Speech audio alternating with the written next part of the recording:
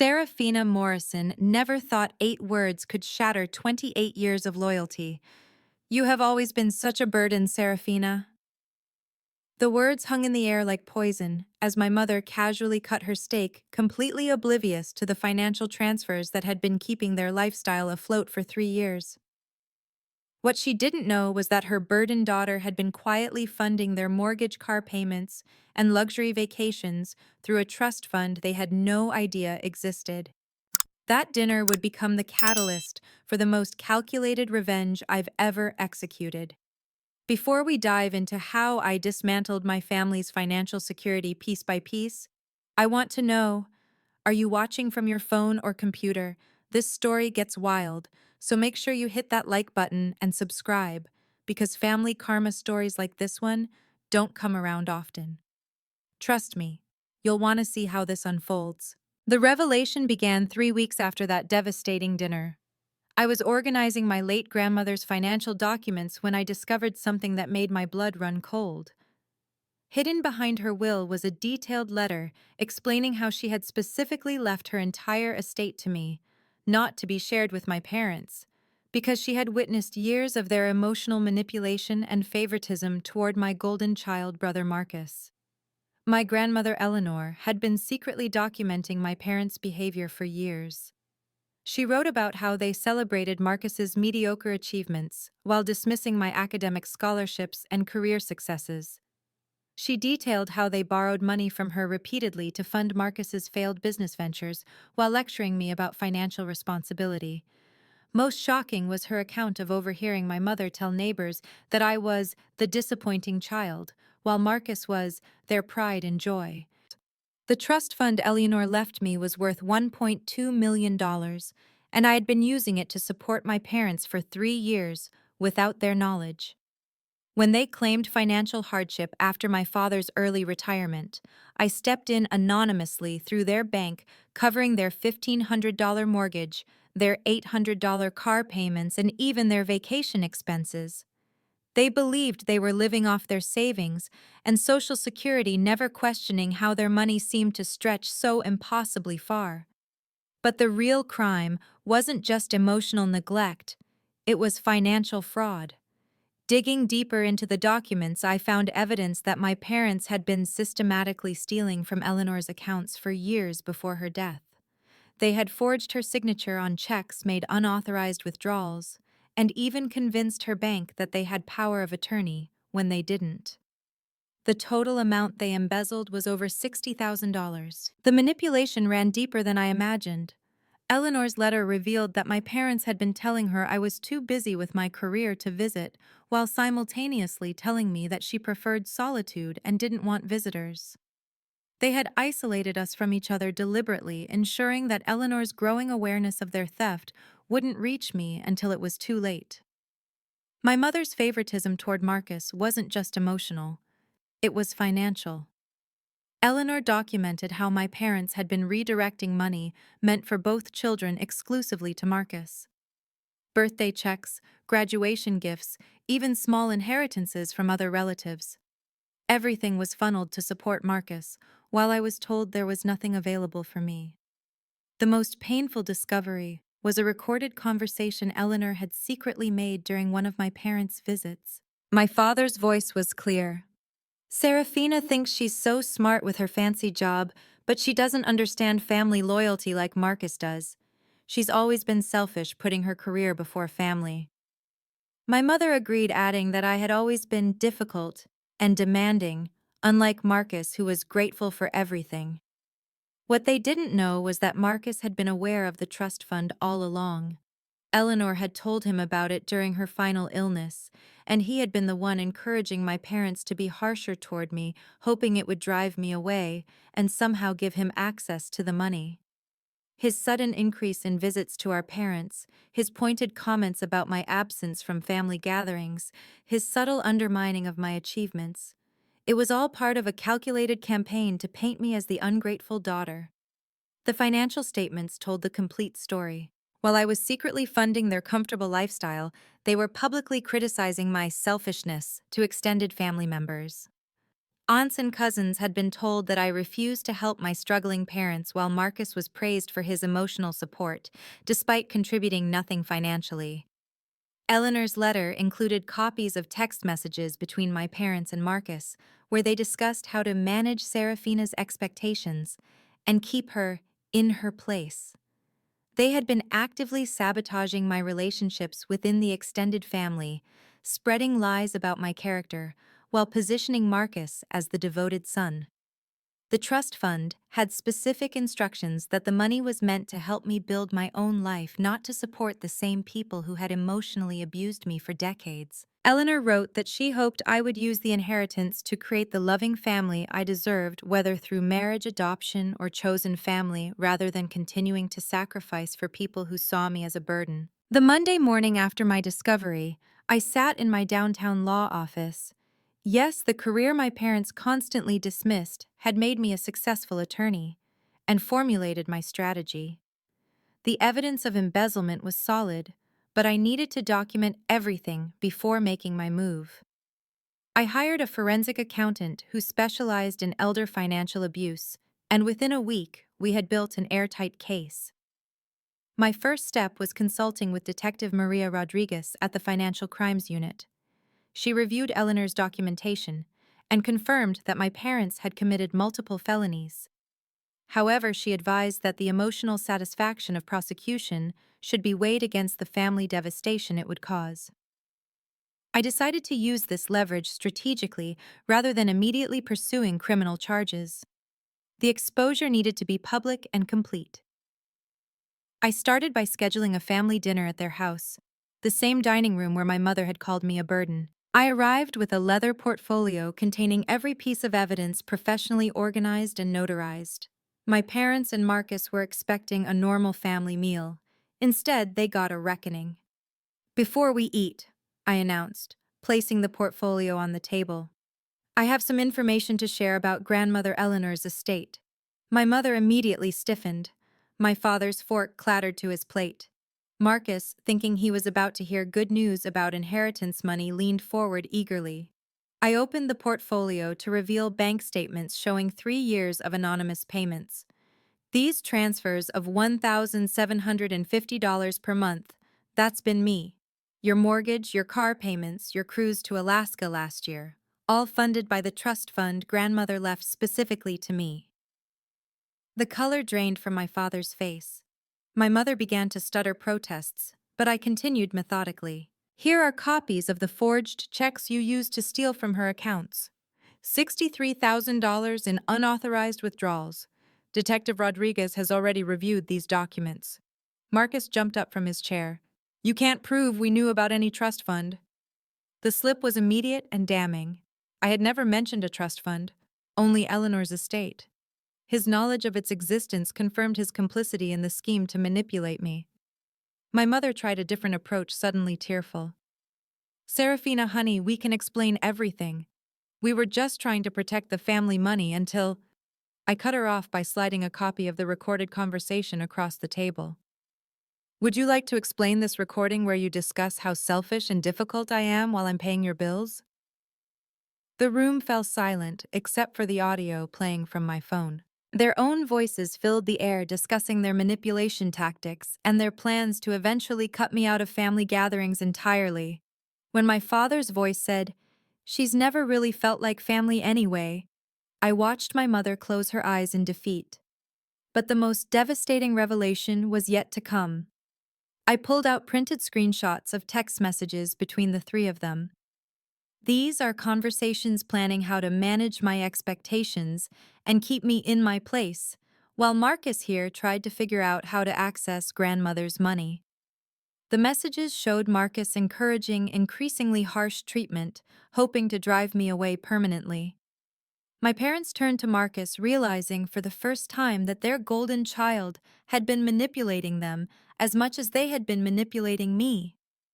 The family dynamic that had existed for decades crumbled in real time as they saw how he had been orchestrating events from behind the scenes. I stood up and delivered the final blow. "Effective immediately, all financial support ends," I've already contacted your mortgage company and car loan providers to inform them that the anonymous benefactor will no longer be making payments. You have 30 days to arrange alternative payment methods. My mother broke down, completely sobbing about how they couldn't afford their lifestyle without my help. My father sat in stunned silence, finally understanding that his burdened daughter had been their financial salvation. Marcus tried to salvage the situation by suggesting we could work something out, but his credibility was destroyed. The exposure wasn't finished. I had scheduled this dinner deliberately because I knew Marcus had planned to bring his fiancée Jennifer to meet the family that evening.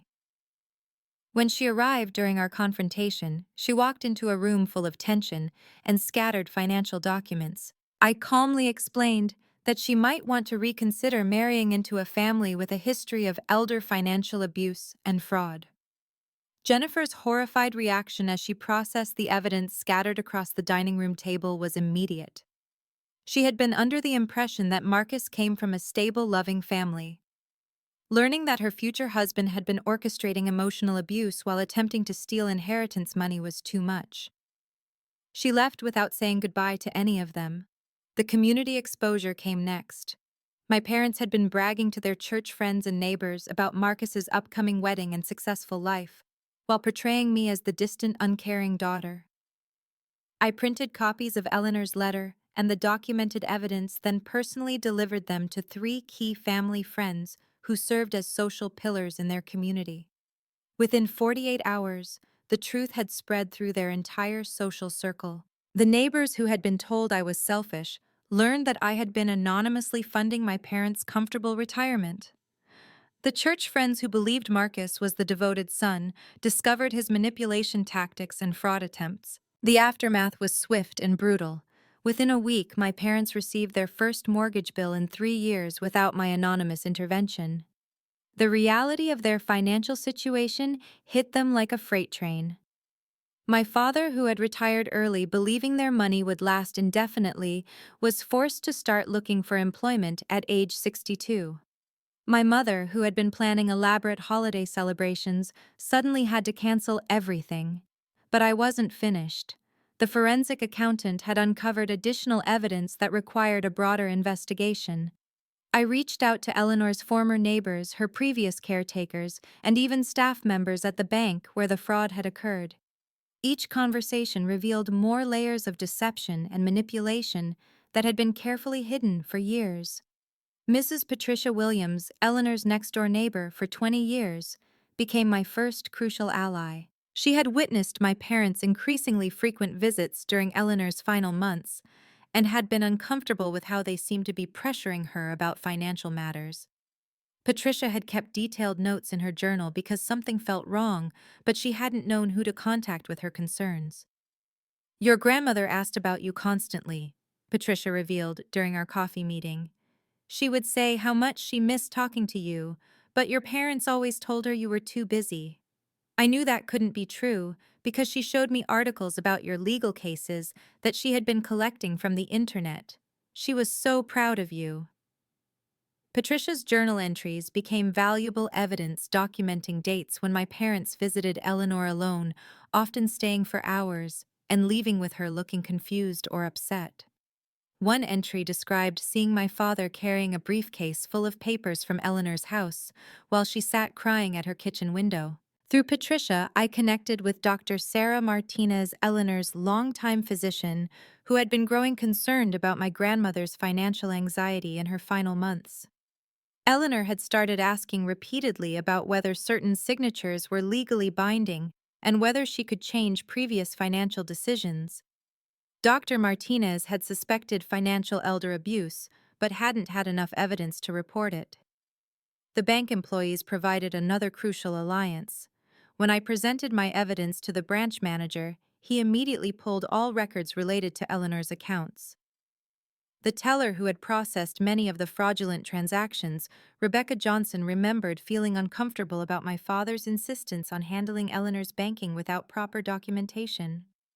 "He would get very aggressive when we asked questions," Rebecca testified in her written statement. "He kept saying that families shouldn't need paperwork to help each other and that we were making things unnecessarily complicated. But bank policy exists for a reason, and looking back, all the warning signs were there. Marcus, meanwhile, was dealing with his own crisis. Jennifer hadn't just left him, she had started asking questions about their shared finances and future plans. When she discovered that he had been counting on inheritance money that didn't legally belong to him, she realized their entire relationship had been built on financial deception. Jennifer actually reached out to me directly, which I hadn't expected. She wanted to understand the full scope of what had happened, because Marcus had been telling her a very different version of events. When I showed her the complete evidence, including the text messages, where Marcus had called her insurance in case the inheritance plan fell through, she became furious. "I need you to know that I had no idea," Jennifer said during our meeting. "Marcus told me you were estranged from the family by choice, that you had rejected them when they needed help. He painted himself as the loyal son who was trying to hold everyone together while you pursued your selfish career." Jennifer's insider knowledge became invaluable. She revealed that Marcus had been planning to propose marriage quickly, specifically to have a legal spouse before any inheritance issues could be resolved. He had also been researching ways to contest wills and trust funds, hoping to find legal loopholes that would give him access to Eleanor's money. My cousin, David, Eleanor's brother's son, emerged as another unexpected ally. When he heard through family gossip about the inheritance drama, he contacted me with his own suspicions about my parents' behavior. David had been Eleanor's financial power of attorney for several years before her death, but my parents had convinced her to revoke it shortly before she passed away. "I was always suspicious about why she suddenly wanted to change her financial arrangements," David explained.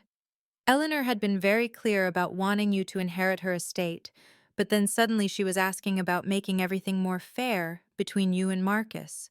It never made sense because she had always been concerned about how your parents treated you." David's financial records showed the exact timeline of when my parents began their intensive manipulation campaign. The unauthorized withdrawals coincided perfectly with periods when David was traveling for work and unable to monitor Eleanor's accounts closely. They had deliberately timed their fraud to avoid detection. The evidence was becoming overwhelming, but I needed one more strategic alliance. I contacted Amanda Foster, a journalist who specialized in family financial fraud cases. Her investigative skills could help me uncover any additional victims and ensure that the full scope of my parents' behavior was documented for potential future legal proceedings. Amanda's research revealed that my parents had attempted similar manipulation tactics with Marcus's previous girlfriend's wealthy family. They had been cultivating relationships with people who had financial resources, always positioning themselves as the struggling but deserving family members who needed help. The alliance network was growing stronger, but I could sense that my family was beginning to organize their own counterattack. Marcus had been making phone calls to extended family members, trying to control the narrative by painting me as a vindictive daughter who was using money to destroy the family. My parents had started attending church more frequently, positioning themselves as victims of their successful but heartless daughter.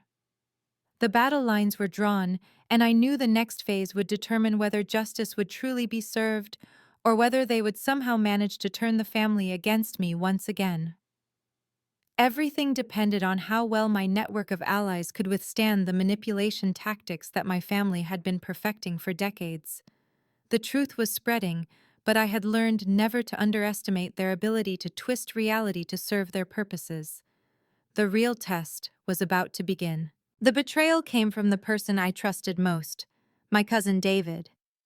3 weeks after our alliance formed, I received a devastating phone call from Amanda, the journalist. "Serafina, I think you need to know something about David. I've been investigating his financial records and there are some serious red flags." My heart sank as Amanda explained what she had discovered. David hadn't been the innocent victim I believed him to be. The financial power of attorney he claimed my parents had convinced Eleanor to revoke. He had actually been embezzling from her accounts himself, stealing nearly $40,000 over 2 years. When my parents discovered his theft, they had used it as leverage to force him to help them manipulate Eleanor's final financial decisions. David has been playing both sides, Amanda continued. He's been feeding information about your legal strategy back to your parents while positioning himself as your ally. The evidence he provided you about the timeline of their fraud, it's been carefully edited to hide his own criminal activity. The realization hit me like a physical blow. Every strategy session, every piece of evidence I had shared, every legal maneuver I had planned, David had been reporting it all back to my family. They had been staying one step ahead because they knew exactly what I was planning to do. Within hours, the consequences became clear. Marcus called a family meeting with extended relatives armed with information about my legal case that he should never have known. He presented a carefully crafted narrative painting me as a vindictive daughter who was using technicalities to destroy the family over minor financial disagreements. Serafina has been planning this attack for months, Marcus told our aunts and uncles. She hired investigators to dig up ancient history about minor loan disagreements while refusing to have honest conversations about resolving family issues. She's more interested in playing lawyer games than actually healing our relationships. The family members who had initially been sympathetic to my situation began to waver. David had provided Marcus with just enough inside information to make his lies sound credible. Suddenly, I was facing a coordinated campaign of 20 relatives who believed I was using my legal expertise to bully my aging parents over money. My Aunt Carol, who had been supportive when she first learned about the emotional abuse, called to express her disappointment. Honey, we understand you're hurt, but family forgiveness is more important than perfect justice. Your parents made mistakes, but destroying them financially isn't the Christian thing to do. Even worse, David had been manipulating the evidence he provided to me. The journal entries from Patricia the bank records even some of Eleanor's documentation. David had been selectively editing information to build a case that would implicate my parents while protecting himself. I had been unknowingly building my legal strategy on partially falsified evidence.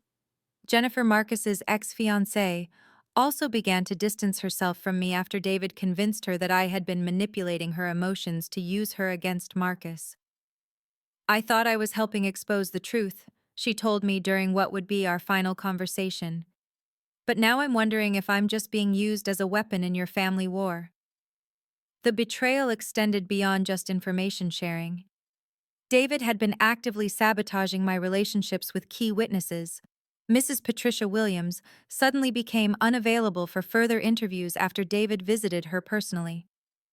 Dr. Martinez began returning my calls with professional courtesy, but clearly wanted to distance herself from what she now perceived as a family vendetta rather than legitimate elder abuse reporting. Rebecca from the bank started expressing doubts about her previous statements. Maybe I was being overly suspicious, she backtracked during a follow-up interview. Banking regulations can be confusing for families, and I might have misinterpreted normal family financial management as something more sinister. The most devastating blow came when David revealed that he had been recording our private conversations about legal strategy. These recordings, selectively edited, made me sound calculating and heartless as I discussed ways to expose my parents' crimes. When played for family members without full context, they painted me as someone who was enjoying the destruction of my family rather than seeking justice for Eleanor. My parents, now armed with David's intelligence and recordings, launched a counteroffensive that was brilliantly executed. They scheduled their own family meeting, invited local church leaders, and presented themselves as elderly victims being persecuted by their successful but emotionally damaged daughter. We never claimed to be perfect parents, my father said with practiced humility. But we love Serafina, and we're heartbroken that she feels the need to destroy us rather than simply talking about her grievances. We're willing to go to family counseling to make amends for any mistakes, but she seems determined to pursue legal destruction instead of healing. My mother, tears streaming down her face, added the perfect touch. I know I said hurtful things at that dinner. I was stressed about money and took it out on the wrong person. But I never imagined that my daughter would respond by cutting off our financial support and threatening us with criminal charges. We're scared to death of becoming homeless in our retirement because of words spoken in anger. The manipulation was masterful. They acknowledged minor wrongdoing while positioning my response as grossly disproportionate. David had coached them on exactly which facts to admit and which to deny, creating a narrative that made them seem like flawed but loving parents facing an unforgiving daughter with access to expensive legal resources. Marcus played his role perfectly, positioning himself as the mediating family member, trying to bring everyone together. "I just want my sister and my parents to reconcile," he said with apparent sincerity. "Maybe mistakes were made on all sides, but family means working through problems together, not using lawyers and private investigators to settle hurt feelings." By the end of the week, I found myself completely isolated. The alliance network that had seemed so strong was crumbling as David's manipulation became clear. Amanda, the journalist, remained supportive, but warned me that pursuing the story might now backfire, because the family had successfully repositioned themselves as victims. The temporary defeat was crushing. Everything I had worked for seemed to be unraveling, and worst of all, my family's manipulation tactics were more sophisticated than I had ever imagined. They hadn't just been emotionally abusive. They had been strategically preparing for this confrontation for years. I sat in my office that Friday evening, surrounded by evidence that now seemed worthless, and allies who had disappeared, wondering if seeking justice had been a terrible mistake. The burden my mother had called me felt heavier than ever, and for the first time since this began, I questioned whether some family crimes were too deep to ever truly expose. Just when everything seemed lost, salvation came from the most unexpected source.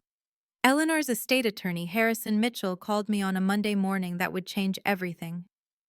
"Serafina, I've been following the family situation through some mutual professional contacts, and I think there are some things you need to know about your grandmother's final months."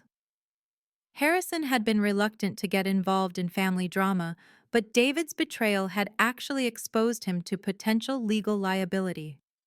As Eleanor's attorney during the period when the fraudulent activities occurred, he could face disciplinary action if he had unknowingly facilitated elder abuse. His professional survival now depended on ensuring the truth came out completely. "Your grandmother came to see me 6 weeks before she died," Harrison revealed during our meeting. "She was extremely agitated and wanted to make significant changes to her estate planning. But more importantly, she had been secretly recording conversations with your family members because she suspected financial manipulation." The recordings Eleanor had made were devastating and comprehensive. Unlike David's selectively edited versions of our conversations, these were complete, unedited audio files that Eleanor had been creating for months as her suspicions grew. She had hidden a digital recorder in her living room, activated whenever family members visited. The most damning recording captured a conversation between David and my parents from just 2 months before Eleanor's death. David's voice was clear. "The old lady is getting suspicious about the missing money. We need to make sure she changes her will to include Marcus before she starts asking too many questions or brings in outside help." My father's response was chilling. "We've been working on her about Serafina being too career-focused to appreciate family money. If we can convince her that splitting the inheritance equally shows fairness, Marcus can share whatever he gets with us later." But the recording that sealed their fate captured Marcus's true character. "Once the inheritance comes through, we need to make sure Serafina never finds out about the missing money from the accounts. If she thinks grandmother died poor, she'll never investigate deeper. We just need to keep her believing she's the ungrateful daughter until this all blows over." Harrison had additional evidence that David hadn't known existed. Eleanor had been working with a private financial advisor, Robert Kim, who had been documenting irregularities in her accounts for potential law enforcement reporting. Robert had been building a case independently, waiting for Eleanor's permission to proceed with formal complaints.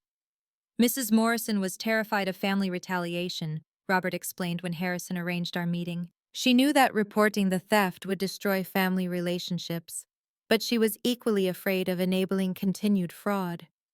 She asked me to prepare a comprehensive report that could be used after her death if necessary." Robert's investigation was thorough and professional, conducted without any emotional bias or family agenda. His forensic accounting revealed the full scope of the embezzlement. David had stolen $39,800. My parents had taken $63,200, and Marcus had been receiving laundered money through various fake business loan arrangements totaling $28,000. The evidence was irrefutable and legally bulletproof. Bank surveillance footage showed my father forging Eleanor's signature on multiple occasions. Phone records proved coordination between David, my parents, and Marcus during the periods when the largest thefts occurred. Even more damaging, Robert had copies of text messages where they discussed which lies to tell Eleanor about her account balances. Harrison also revealed that Eleanor had prepared a detailed video statement in his office recorded just 3 weeks before her death. In the video, Eleanor explicitly stated her mental competency, her awareness of the financial theft, and her specific intention that her estate should go entirely to me, because I was the only family member who had never asked her for money or pressured her about financial matters. Serafina has always supported herself and never made me feel like a burden or an obligation, Eleanor said in the video.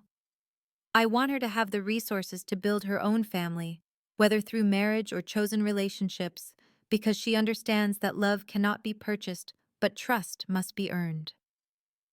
The video also contained Eleanor's direct statements about each family member's behavior. She detailed David's manipulation tactics, my parents' emotional abuse patterns, and Marcus's sense of entitlement to money he had never earned.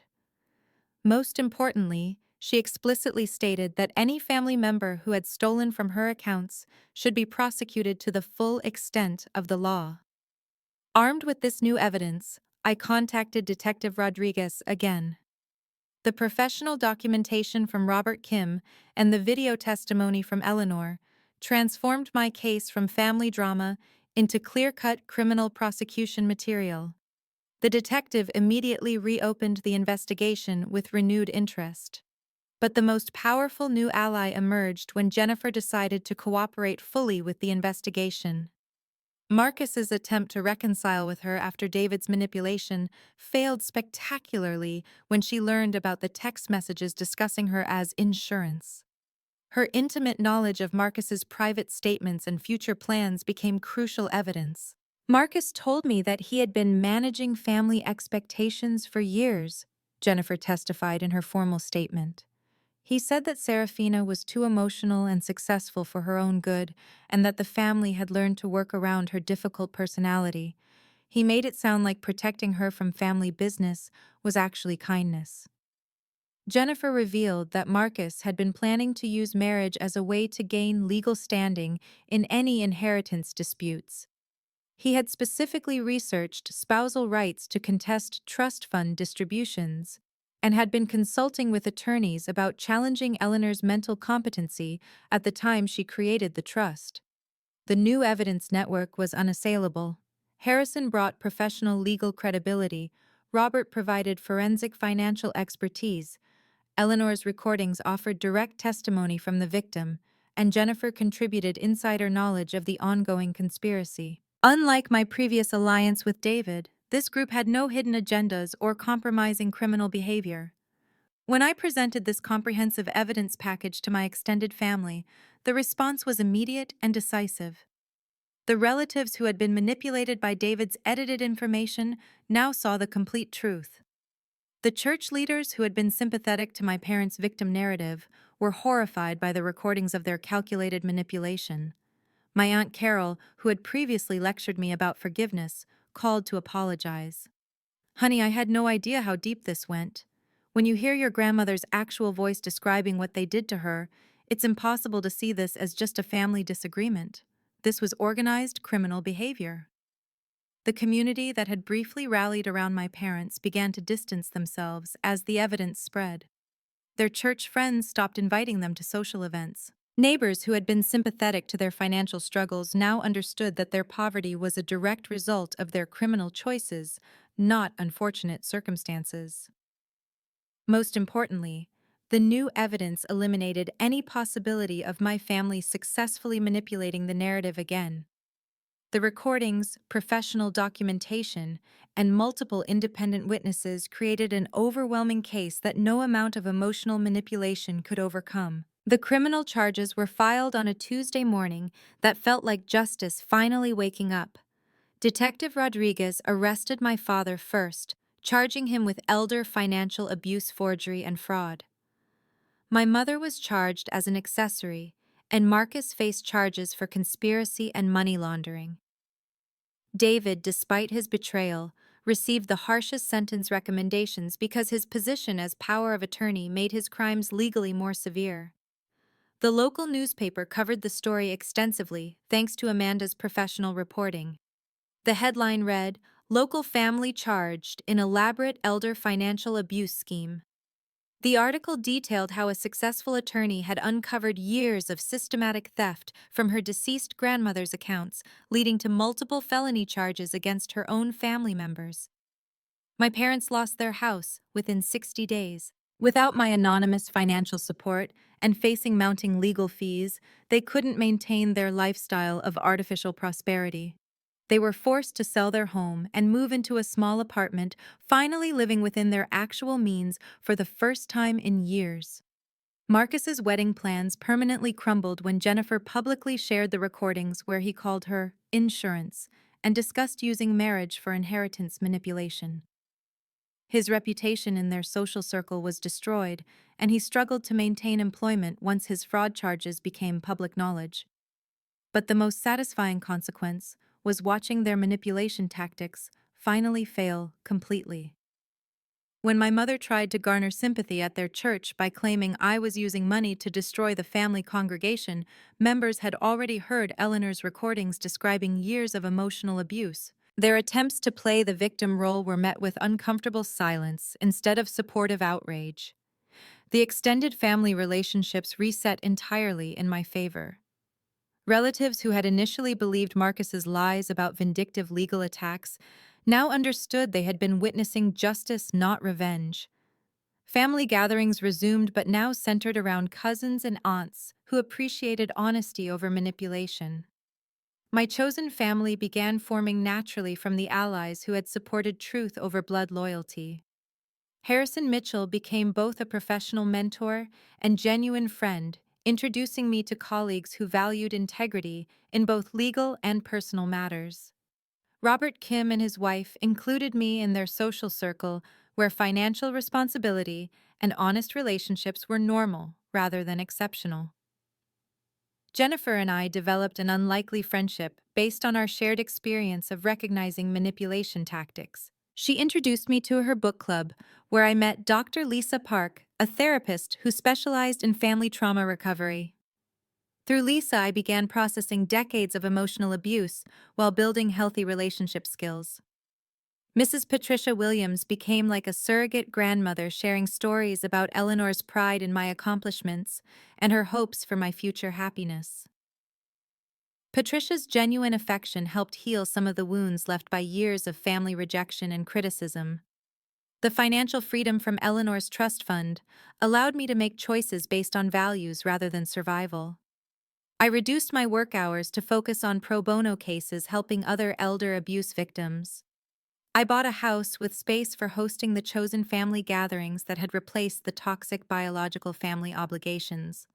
Most importantly, I learned that being called a burden by people who were literally living off my generosity said nothing about my worth and everything about their character. The family who had spent decades making me feel ungrateful and difficult were the ones who had been taking advantage of my success while publicly criticizing my priorities.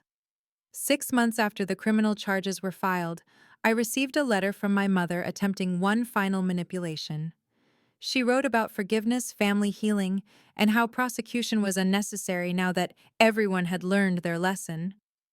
The letter was a masterpiece of emotional blackmail, suggesting that continuing with criminal charges proved I was as heartless as they had always claimed. I shared the letter with Dr. Lisa during our therapy session, and her response was immediate. This letter contains every manipulation tactic we've discussed. She's minimizing the crimes as lessons learned. positioning herself as the victim seeking peace and threatening you with the identity of being heartless if you don't rescue them from consequences. Instead of responding to my mother, I forwarded her letter to Detective Rodriguez as evidence of ongoing manipulation attempts.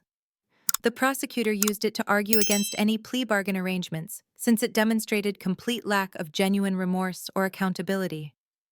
The court proceedings concluded with my father receiving 3 years in prison, my mother getting 2 years probation with restitution requirements, Marcus facing 18 months incarceration, and David receiving 4 years due to his position of trust violation. The financial restitution they were ordered to pay would take decades to complete, ensuring long-term consequences for their choices. But the real victory wasn't the criminal justice outcome. It was the peace that came from living authentically without constantly managing other people's emotions or expectations. I stopped being hypervigilant about family approval and started building relationships with people who appreciated rather than tolerated my success. The holidays became celebrations with chosen family rather than endurance tests with biological relatives. I hosted Thanksgiving dinner for Harrison Robert and his family, Jennifer Patricia Dr. Lisa, and several colleagues who had become genuine friends. The table was full of people who were grateful for each other, rather than keeping score of who owed what to whom. Now, I want to ask you something from my heart. Have you ever had to choose between family loyalty and your own well-being? Have you experienced that moment when you realize that the people demanding your sacrifice are the ones who appreciate it least? Share your story in the comments below, because these experiences can feel incredibly isolating, but you're not alone.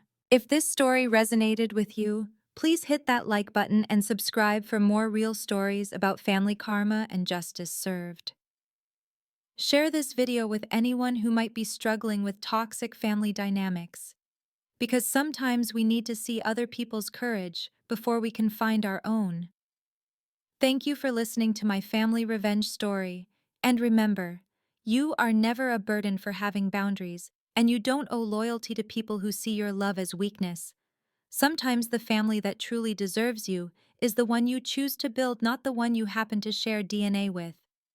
Choose people who celebrate your success rather than resent it, and never apologize for refusing to fund your own emotional abuse,